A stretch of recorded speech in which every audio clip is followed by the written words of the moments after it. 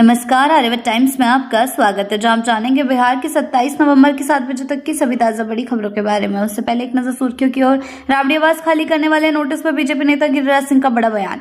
RJD की 2 टूक आवास खाली नहीं करेगी राबड़ी देवी, नीतीश कुमार ने बीजेपी को।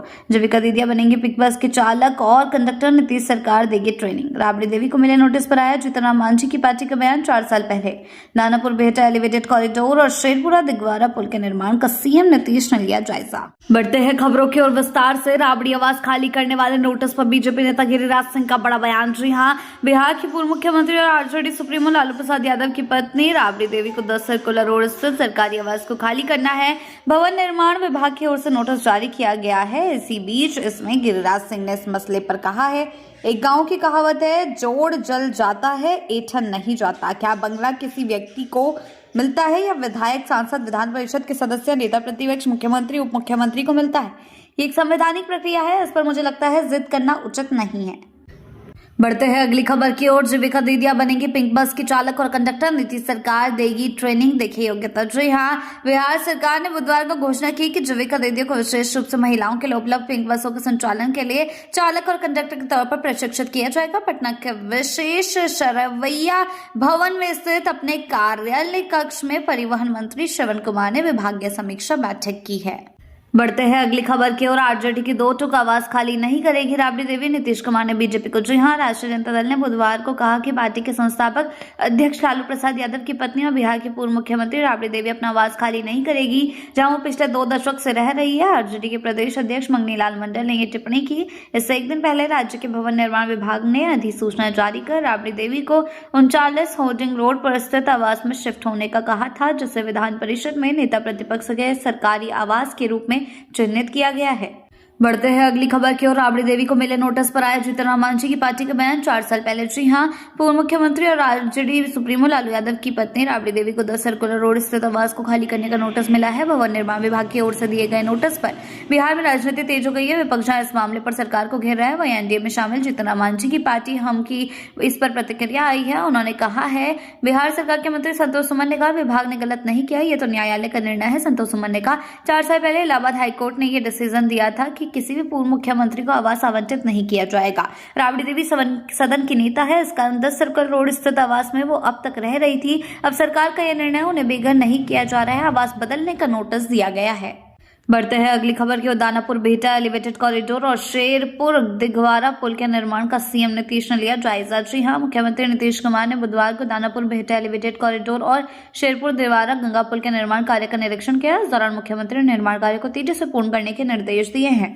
बढ़ते हैं अगली खबर की ओर। राबड़ी देवी को बंगला खाली करने के नोटिस पर कांग्रेस की पहली प्रतिक्रिया। जी हां, बिहार की पूर्व सीएम राबड़ी देवी को 10 सर्कुलर रोड आवास खाली करने का नोटिस दिया गया है, जिसको लेकर राजनीति बची हुई है। राजनीति हवा जो है तेज हो गई है। हालांकि उन्हें ये नया आवास आवंटित कर दिया गया है।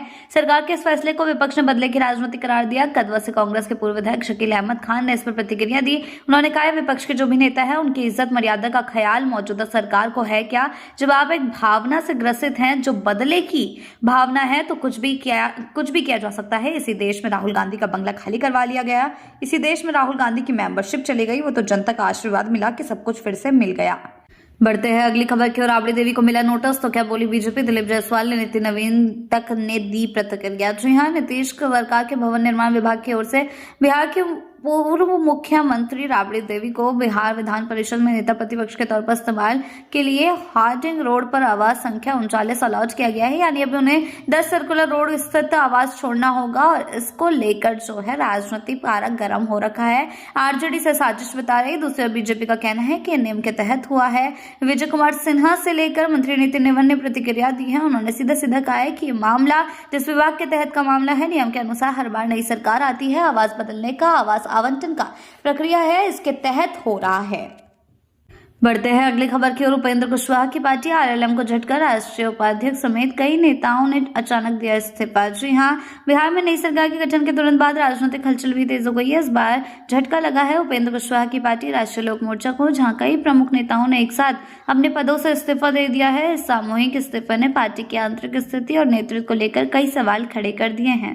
बढ़ते हैं अगली खबर की ओर। राबड़ी आवास खाली कराने पर तेज प्रताप यादव की पहली प्रतिक्रिया, इतना नीचे नहीं गिरना था। जी हां, बिहार सरकार द्वारा राज्य के पूर्व मुख्यमंत्री और विधान परिषद में नेता प्रतिपक्ष राबड़ी देवी को नया आवास आवंटित किए जाने पर तेज प्रताप यादव ने कड़ी प्रतिक्रिया व्यक्त की है। उन्होंने मुख्यमंत्री नीतीश कुमार पर निशाना साधा है। उनका कहना है कि इतना नीचे नहीं गिरना चाहिए था। नीतीश कुमार इतिहास दोनों हाथों में काले के लिए नीतीश कुमार का इंतजार कर रहा है। बढ़ते हैं अगली खबर की ओर। बिहार के युवाओं के लिए खुशखबरी, स्वास्थ्य विभाग में 33,000 नौकरियों की कवायद है। जी हां, बिहार में नई सरकार के गठन के बाद प्रशासनिक फैसलों की गति तेजी से बढ़ी है। इसी क्रम में राज्य के नवनियुक्त स्वास्थ्य मंत्री मंगल पांडे ने मंगलवार को पदभार ग्रहण करते ही स्वास्थ्य सेवाओं को मजबूत करने के लिए कई महत्वपूर्ण घोषणाएं की है। उन्होंने साफ किया कि स्वास्थ्य विभाग में लंबे समय से लंबे 33,000 से अधिक पदों पर भर्ती प्रक्रिया आने वाले दिनों में पूरी कर ली जाएगी। बिहार की ऐसी ताजा बड़ी खबरों के लिए जुड़े रहे आर्यभट्ट टाइम्स के साथ ही चैनल को सब्सक्राइब करना ना भूलें और हमारी फेसबुक और वेबसाइट के साथ भी जरूर जुड़ें। ऐसी ही अपडेट्स के लिए जुड़े रहें आर्यभट्ट टाइम्स के साथ ही चैनल को सब्सक्राइब करना ना भूलें और हमारी फेसबुक और वेबसाइट के साथ भी जरूर जुड़ें।